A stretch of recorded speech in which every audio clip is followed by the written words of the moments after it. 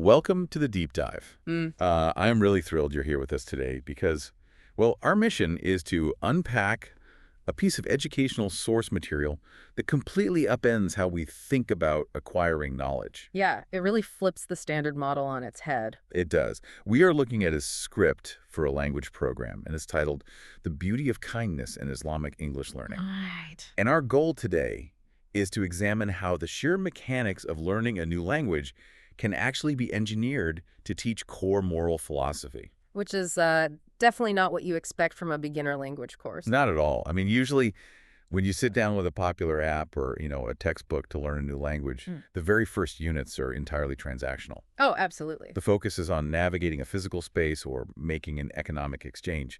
You learn to say things like, where's the train station? Or how much does this cup of coffee cost? Yeah, the standard approach treats language as a purely utilitarian tool. The initial curriculum prioritizes the mechanics of transferring data to satisfy an immediate practical need. You are basically given a survival toolkit for extracting what you want from a new environment. Which is functional, sure, but it lacks any real emotional weight. Exactly. And the source material we are diving into today, it completely abandons that transactional model. The script is framed as a dialogue between two characters, Ahmed and Amina. And they don't start in a cafe or an airport. No. Yeah. Rather than starting in some hypothetical train station, they begin their English lesson at the absolute nucleus of human development, the family home. Right, which makes a lot of sense developmentally. They lay out this really deliberate progression that starts with parents, moves to teachers, expands to the wider community, and then eventually wraps up with a culturally specific joke. It's a very logical, expanding circle of influence. Yeah.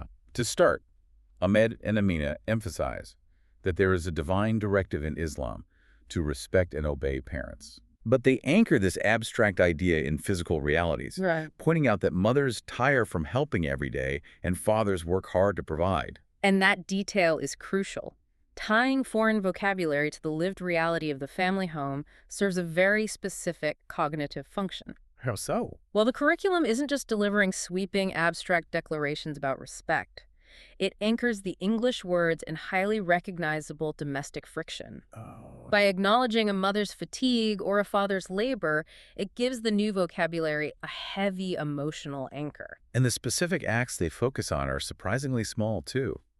I mean, the script teaches the learner that saying a simple thank you makes parents happy. Yeah, just simple gratitude. Exactly. Yeah. It explicitly lists washing dishes, cleaning your room, and helping younger siblings as acts of kindness. They even teach that just smiling at your parents is considered a beautiful act in Islam. It's grounding the language in action. Right, and think about the last time you tried to learn a new skill, maybe. A complex knot or a chord on a guitar. Reading about it on a page is entirely different from the muscle memory you build when your hands are actually doing the work. Oh, completely different. In this script, the learner isn't just staring at flashcards. They are practicing the English phrase, thank you, while physically handing their mother a washed plate. Yeah, what we are looking at here is embodied cognition. Embodied cognition. Right. From a neurological perspective, when you tie an abstract concept like a foreign word for kindness to a repeated physical action, you recruit multiple areas of the brain. Wow. Okay. You activate the motor cortex through the physical act of washing the dish, while the hippocampus processes the new vocabulary. So they're working together. Exactly. Dual coding the information significantly aids in long-term memory retention. You are literally wiring the language into your physical habits. Which makes me wonder, does framing a beginner's vocabulary around relational gratitude rather than an economic transaction fundamentally alter how that learner views the English language itself? I would argue yes. Consider how initial frameworks shape long-term utility. Yeah. If your entry point into a language is transactional, buying a ticket, ordering food, the brain categorizes that language as an instrument for extraction. Right, it's just a tool to get what I want. Exactly. But when the entry point is relational gratitude, the language is categorized as a bridge for connection. That's a huge distinction. It is. The student is learning English to recognize another person's fatigue and offer help. That fundamentally shifts the linguistic operating system. The default mode becomes empathy rather than commerce. Which brilliantly sets the stage for the next logical step in the script, because once the learner understands how to operate within the home, they step outside of it. Okay, into the next circle. Yeah, they encounter the next vital relationship, which is the teacher. Ahmed and Amina highlight that teachers spend countless hours teaching patiently to help students grow. Mm-hmm. And they outline the traits of a quote-unquote good student. They say a good student listens carefully, shows respect, and they specifically emphasize that a good student does not become angry when corrected. Which is fascinating because moving from the domestic environment to the academic, one introduces an entirely new type of vulnerability. Yeah, the stakes go up. They do. The home is relatively safe, but the classroom is where the learner's ego is publicly tested. And the source material actually gives the student a literal sentence to memorize for this exact scenario. I love this part. Right.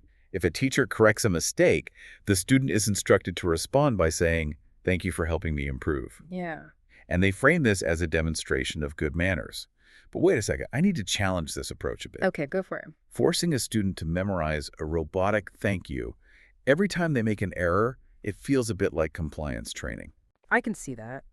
Aren't we just conditioning learners to suppress their natural human frustration and become blindly subservient to authority figures? Well, viewed purely as an exercise in obedience, yes, that is a completely valid concern. Right. But we have to look at the cognitive mechanism at play in a high-stress learning environment. Okay, unpack that for me. When a student is publicly corrected, especially in a foreign language where they already feel incompetent, the amygdala interprets that correction as a social threat. Oh, wow. It triggers a fight-or-flight stress response. The brain is suddenly flooded with cortisol, which physically impairs the brain's language acquisition centers. So the ego feels attacked, and the brain basically shuts off the ability to learn in that moment. Exactly. It completely short-circuits. So the pre-programmed phrase acts as an emotional circuit breaker. Oh, that's brilliant. When the threat response flares up, the student doesn't have to expend mental energy formulating a defense or managing their intense embarrassment. Right, because they already know what to say. Yes. They simply deploy the memorized phrase. Thank you for helping me improve.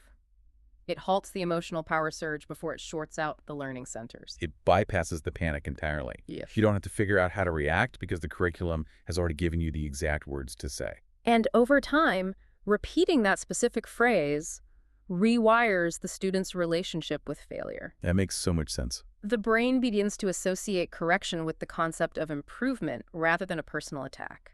The curriculum is neutralizing the cognitive load, ensuring the classroom remains a space for growth rather than a battleground for the ego. That reframing is incredibly potent.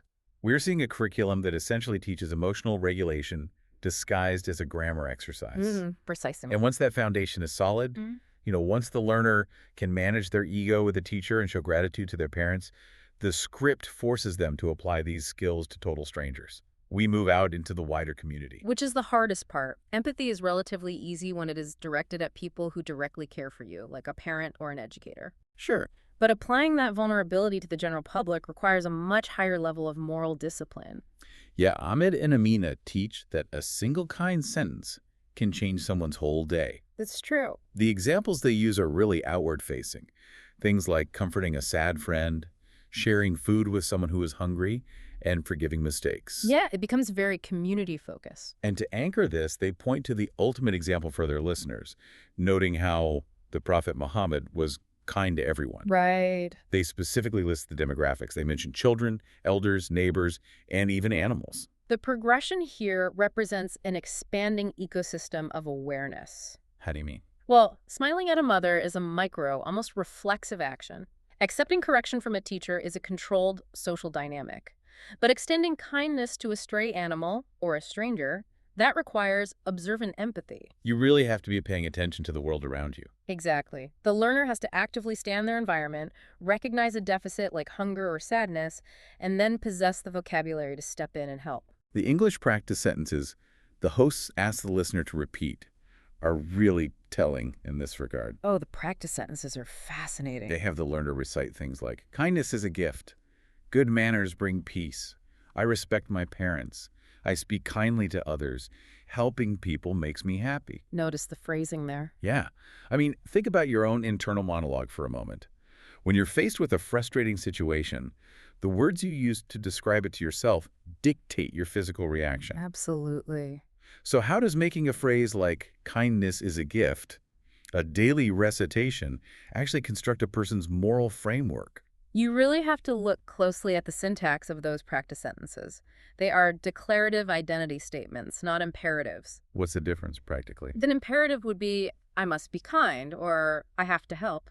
That implies an external obligation, a rule being forced upon the speaker from the outside. Right, like a chore. Exactly. But saying kindness is a gift and helping people makes me happy, that frames the action as an internal state of being. So it's the difference between I have to do this and this is who I am.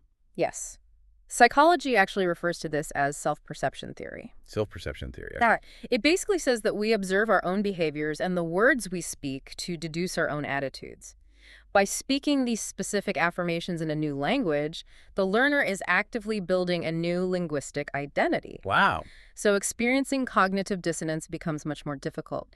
If your baseline vocabulary in English is rooted in compassion, acting ruthlessly or transactionally in that language creates a massive psychological conflict. Which gives so much weight to the summary message Ahmed and Amina deliver right after this practice segment. Yeah, that summary is powerful. Amina states, a strong Muslim is not only strong in body, and then Ahmed finishes with, but also strong in character. They completely redefine the entire concept of strength. They do. It's a huge paradigm shift. It isn't about physical dominance at all.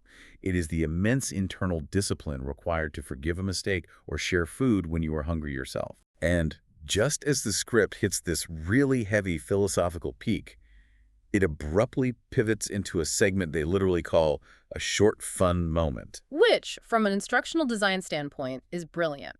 Sustaining high-level moral instruction indefinitely will eventually exhaust the learner's cognitive resources. It gets to be too much. Yeah, a shift in tone is mechanically necessary to maintain attention. And it uses a scenario that perfectly captures a specific cultural joy. Ahmed asks Amina what happens when someone eats all the samosas before Maghrib. Oh, that is so relatable. Right. For those listening, Maghrib is the time of sunset. During Ramadan, it is the exact moment the fast is broken, or, more generally, it's just when families gather for the evening meal. The anticipation in a household right before Maghrib is palpable. Oh, I'm sure. The timing makes it a very high-stakes moment for a missing food item. The samosas are gone, and Amina says the family instantly turns into detectives. They launch an investigation. I love that. Ahmed declares, evidence number 1, oily fingers. Amina responds, evidence number 2, someone smiling too much. And they're laughing throughout the exchange. It's basically a family snack time mystery. It's fantastic. The image of oily fingers being used as forensic evidence captures the exact tension and humor of siblings waiting to eat. But beyond just being a fun break, there's some really serious pedagogy hiding in this joke. Oh, absolutely.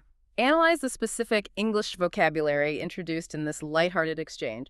Detective, investigation, evidence. Yeah, those aren't beginner words. Not at all. These are multisyllabic advanced nouns. In a standard language curriculum, you would typically find those words in a sterile unit about the legal system or police procedures. Which usually causes a learner's eyes to just glaze right over. Exactly. So why does burying them in a joke about a missing samosa make them easier to learn?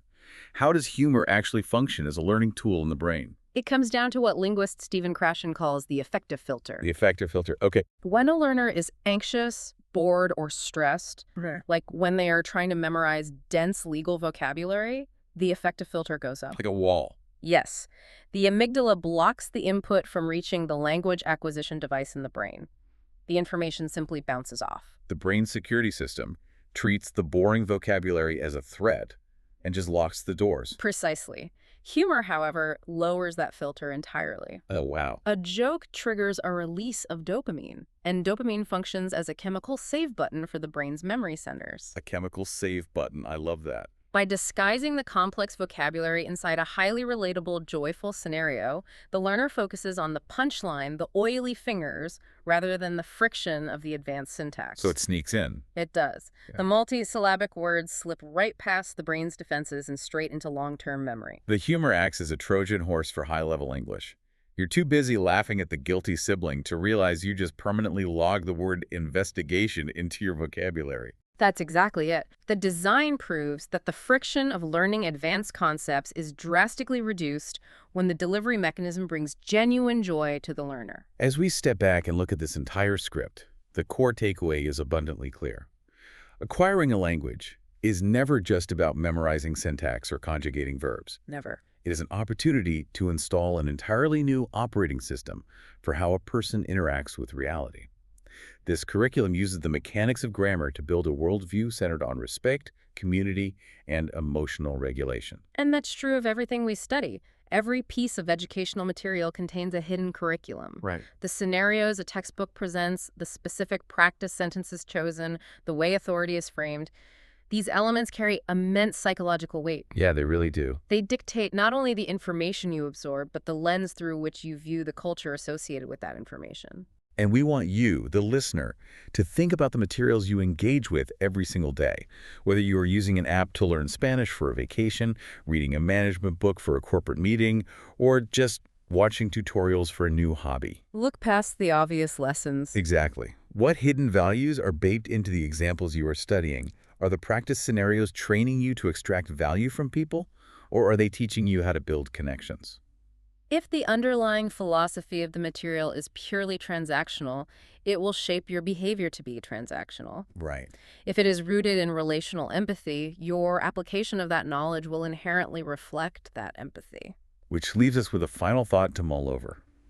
We noted at the very beginning that standard language programs almost universally start by teaching us how to navigate commerce, how to buy a coffee, how to find the train station. The survival toolkit. Right. But if the very first words we learn in a new language shape our psychological approach to that culture, how would global communication fundamentally shift if every language curriculum on Earth prioritized the vocabulary of empathy, forgiveness, and gratitude before ever teaching us how to buy and sell?